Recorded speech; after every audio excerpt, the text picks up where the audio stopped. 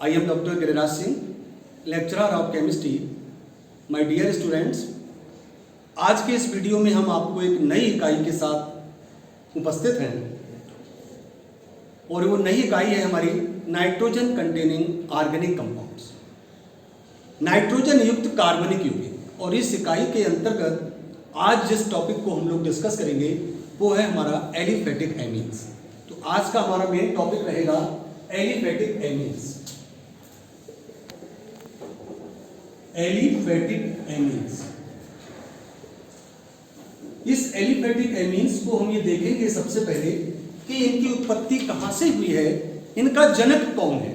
तो जरा देखते हैं, इनकी उत्पत्ति अमोनिया से हुई और अमोनिया का सूत्र होता है NH3 और अमोनिया की NH3 को आप इस प्रकार से रिप्रेजेंट कर सकते हो NH3 और इसके नाइट्रोजन पर एक एकाकी इलेक्ट्रॉन युग्म होता है, ये जिसको हमने दो डॉट से प्रदर्शित किया है, ये अमोनिया है और इसको कहते हैं हम लोन पेयर ऑफ इलेक्ट्रॉन। एकाकी इलेक्ट्रॉन युग्म, ये अमोनिया का केवल इलेक्ट्रॉन है, किसी साझे का इलेक्ट्रॉन नहीं है, इसको लोन पेयर ऑफ इलेक्ट्रॉन कहते हैं। तो देखिए, इस अमोनिया सबका जनक है इन एमीन्स का। अगर इस अमोनिया का एक हाइड्रोजन हम विस्थापित करें एक एल्काइल ग्रुप से, तो हमारे पास बचता है RNH2 और इसके पास भी लोन पेयर ऑफ इलेक्ट्रॉन होगा। तो जब अमोनिया का एक हाइड्रोजन एक एल्काइल ग्रुप से विस्थापित किया जाता है तो प्राथमिक एमीन बनती है, इसको हम प्राइमरी एमीन कहते हैं और प्राइमरी एमीन को 1 डिग्री से प्रदर्शित करते हैं। तो ये है हमारा प्राथमिक एमीन। अब अगर हमने इस अमोनिया का एक हाइड्रोजन और रिप्लेस कर दिया एक एल्काइल ग्रुप से, तो हमारे पास बनता है R2NH, इसके पास भी लोन पेयर ऑफ इलेक्ट्रॉन होगा। तो जब दो एल्काइल ग्रुप लगे होते हैं तो ये बनती है सेकेंडरी एमीन, इसको हम द्वितीयक एमीन कहते हैं। और अगर हम तीसरा हाइड्रोजन भी तीसरे एल्काइल ग्रुप से रिप्लेस कर दें तो बनता है हमारा टर्शरी एमीन, इसको R3N कहते हैं और ये है हमारा, इसको 3 डिग्री से व्यक्त करते हैं, इसे हम टर्शरी एमीन कहते हैं। अब आप कहेंगे इसके पास तो कोई हाइड्रोजन नहीं बचा, अब तो सब रिप्लेस हो गए एक एक करके। अमोनिया के जब एक एक करके हाइड्रोजन एल्काइल ग्रुप से विस्थापित होते हैं तब हमें क्रमशः प्राथमिक एमीन, द्वितीयक एमीन और तृतीयक एमीन प्राप्त होती है। अब आगे चल के हम देखेंगे इसके कुछ क्वाटरनरी कंपाउंड भी बनते हैं जिनको चतुष्क यौगिक कहते हैं। अब चूंकि चतुष्क यौगिक के लिए कोई हाइड्रोजन तो बचा नहीं, तो ये जो लोन पेयर ऑफ इलेक्ट्रॉन है ये किसी भी परमाणु उसको ग्रहण करेगा और ग्रहण करने के बाद फिर चतुष्क कंपाउंड भी कुछ बनाएगा जो हम आगे की प्रॉपर्टीज में डिस्कस करेंगे। अब हम देखते हैं कि इसके अंदर इन तीनों में जो मेन फंक्शनल ग्रुप है वो क्या है, कैसे रिप्रेजेंट करते हैं। तो हम देखते हैं एमीन के अंदर जो मेन ग्रुप है फंक्शनल वो है NH2। इस सेकेंडरी एमीन का जो मेन फंक्शनल ग्रुप रहता है उसको NH कहते हैं और टर्शरी एमीन का जो ग्रुप रहता है उसको N कहते हैं और इन सब के पास नाइट्रोजन पर एकाकी जोड़ा बना दीजिए। अगर हम इनके पूर्व लग्नों की बात करें या फिर हम ये कहें कि इनको कैसे प्रदर्शित करते हैं तो प्रीफिक्स कह सकते हो। इस NH2 का नाम है एमिनो, AMINO, एमिनो। इस NH को डबल बॉन्ड लगा है, इसको कहते हैं इमिनो, IMINO, इमिनो। और ये जो टर्शरी नाइट्रोजन है ये तृतीयक नाइट्रोजन कहलाता है, इसको हम तृतीयक टर्शरी नाइट्रोजन कहते हैं। अब अगर हम इनके अनुलग्न की बात करें, तीनों के सफिक्स की बात करें, तो इनका अनुलग्न होता है एमीन, AMIN, इसको भी एमीन कहते हैं और इसको भी एमीन कहते हैं। और अगर हम इन सबके IUPAC की बात करें कि इनका IUPAC क्या होगा, तो IUPAC में यह माना जाता है कि ये सब उत्पत्ति एल्केन से हुई है। एल्केन के हाइड्रोजन को जब हम अमीनो ग्रुप से विस्थापित करते हैं तो हमको एलिफेटिक एमीन बनती है, उसी से इसका नामकरण किया गया। अगर हम एल्केन का E इसको विस्थापित कर दें एमीन से तब हमको प्राप्त होता है एल्केनामीन या एल्केनामाइन, आप लोग जो भी पढ़ते हो। तो एमीन का आईयूपीएसी नाम हुआ करता है, और ये आता है थोड़ा कठिन होता है, इसलिए एग्जाम में भी पूछते हैं बहुत इसको। तो इसका आईयूपीएसी नाम होता है एल्केनामीन या एल्केनामीन। अब हम आपको इसके एग्जाम्पल से भी अवगत करा रहे हैं।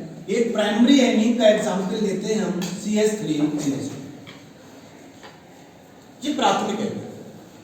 अगर इसके कॉमन नेम की बात करें तो ये मिथाइल ग्रुप लगा है, एल्काइल एमीन कहते हैं इनको कॉमन नेम में। तो एल्काइल ग्रुप है हमारा मिथाइल यहां पर, और आगे NH2 है एमीन, तो इनका कॉमन नेम हुआ मिथाइल एमीन। इसके अगर आईयूपीएसी की बात करें तो यहां पर केवल एक कार्बन की एमीन है और एक कार्बन की एल्केन को मीथेन कहते हैं। क्या कहते हैं? मीथेन। मीथेन का ई हटाया और एमीन शब्द इसमें जोड़ दीजिए तो इसका नाम हुआ मीथेनामीन। मीथेनामीन एक कार्बन है तो मीथेनामीन। अगर हम एक और एग्जांपल देखें, दूसरा एग्जांपल लेते हैं CH3CH2NH2। इसके कॉमन नेम की बात करें तो ये इथाइल ग्रुप है, दो कार्बन का ग्रुप है। C2H5 को हमने CH3CH2 करके लिखा, तो इसका नाम है इथाइल। इथाइल ग्रुप लगा और आगे NH2 इथाइल एमीन। और आईयूपीएसी की बात करें तो इसमें दो कार्बन है 1 और 2। दो कार्बन की एल्केन को इथेन कहते हैं। इथेन का ई हटाया एमीन जोड़ा तो नाम हुआ इथेनामीन। इस प्रकार आप किसी भी प्राइमरी एमीन का 10 तक नाम लिख सकते हैं। अगर हमको एल्केन का नाम आता है, 3 कार्बन की अगर एमीन होती तो प्रोपेनामीन, प्रोपेन से प्रोपेनामीन, ब्यूटेनामीन, पेंटेनामीन, और 10 तक जाकर के डेकेनामीन तक आप नाम लिख सकते हैं। कैसे पहचानेंगे ये प्राइमरी एमीन है? अगर फंक्शनल ग्रुप NH2 लगा है तो समझ लीजिए वो प्राथमिक एमीन। अब हम एक सेकेंडरी एमीन का एग्जांपल लेते हैं। इसके नीचे जैसे मान लिया ये हमने ले लिया CH3NH3। यहां पर दो मिथाइल ग्रुप लगे हैं जो NH ग्रुप से जुड़े हैं, तो इसका कॉमन नेम रहेगा, दो को डाई कहते हैं, CH3 को मिथाइल कहते हैं, डाई मिथाइल, और आगे NH है तो एमीन, डाई मिथाइल एमीन। इन सबका कॉमन नेम एल्केनामीन होता है। तो ये डाई मिथाइल एमीन इसका नाम हुआ। अब हम अगर इसकी बात करें आईयूपीएसी की बच्चों, तो ध्यान दो।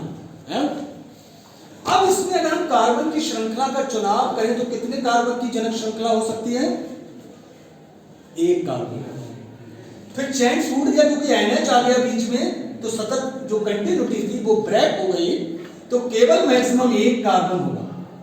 और इसका NH2 ग्रुप का एक H अगले मिथाइल ग्रुप से रिप्लेस हुआ है, तो यहां पर ये सिंपल ग्रुप की तरह काम करेगा। अब चूंकि ये एल्काइल ग्रुप इस नाइट्रोजन से डायरेक्ट जुड़ा हुआ है, इसलिए इसको नाम देते हैं N। N बताता है नाइट्रोजन, अमीनो ग्रुप की नाइट्रोजन से ये ग्रुप डायरेक्ट जुड़ा, तो N मिथाइल, क्या कहेंगे इसको? N methyl. और एक कार्बन की एमीन बनी है ये, क्योंकि एक ही कार्बन है जनक श्रृंखला में, तो N मिथाइल मीथेनामीन। N मिथाइल मीथेनामीन, ये आईयूपीएसी रहेगा इसका, ठीक है। ऐसे अगर इथाइल ग्रुप होता C2H5 तो हम इसको कहते diethyl amine, N ethyl ethanamine. Clear? दूसरी बात, अगर इसके अंदर एक ग्रुप दो कार्बन का होता और एक ग्रुप एक कार्बन का होता, ध्यान दें, अगर क्या होता C2H5, तो हम दो कार्बन की श्रृंखला को जनक श्रृंखला चुनते, जिसमें ज्यादा कार्बन होंगे वो जनक श्रृंखला कहलाएगा और जिसमें कम कार्बन होंगे वो सब्स्टिट्यूट कहलाएगा। तो होता N मिथाइल इथेनामीन। समझ पा रहे हैं बात को? ज्यादा कार्बन की श्रृंखला को जनक मानेंगे और कम श्रृंखला के कार्बन को हम सब्स्टिट्यूट या प्रतिस्थापित समूह मानेंगे। टर्शरी का एक एग्जांपल ले लेते हैं, CH3 और CH3, 3 मिथाइल ग्रुप इसके अंदर लगे हैं, तो इसका कॉमन नेम रहेगा tri methyl amine. Tri methyl amine.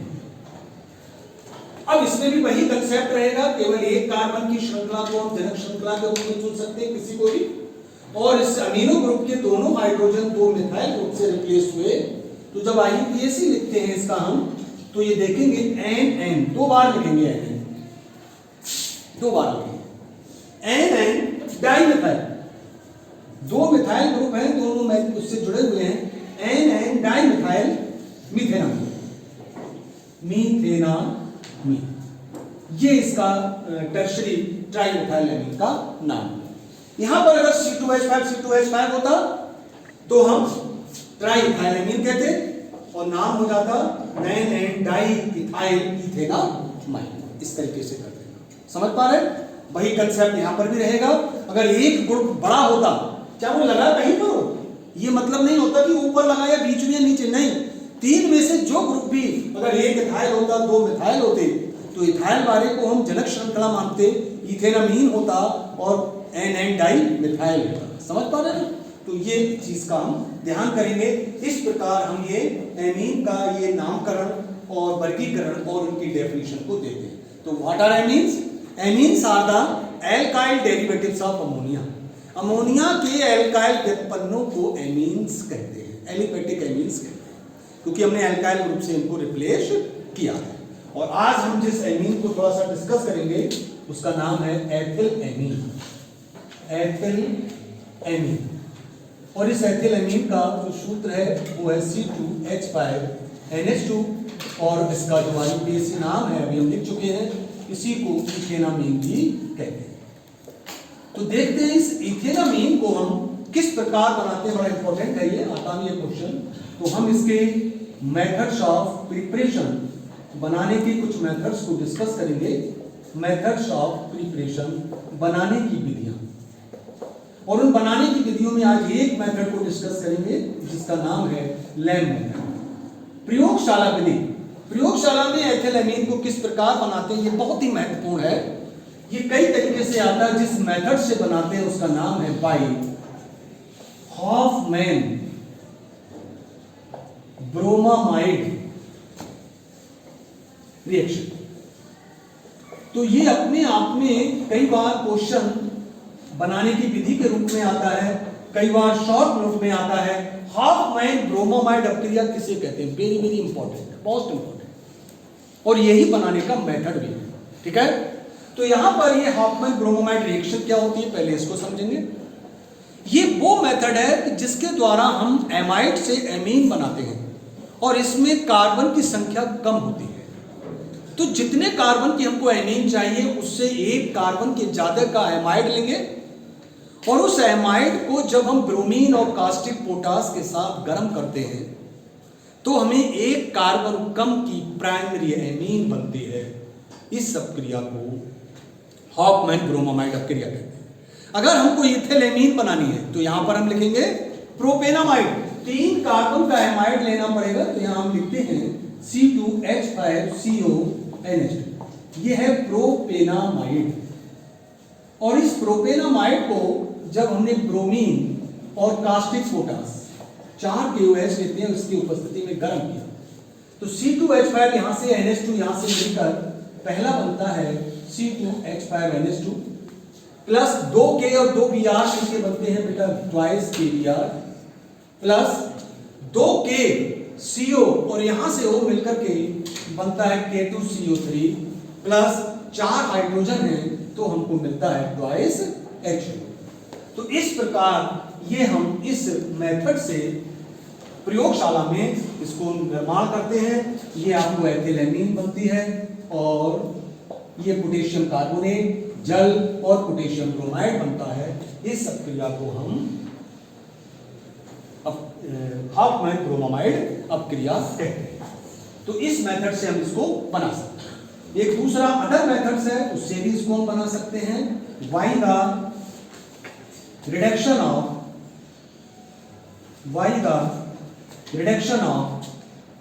methyl cyanide, methyl cyanide। Cyanides भी अपचयन पर एमीन देते हैं, और 1 कार्बन अधिक की एमीन देते हैं साइनाइड्स।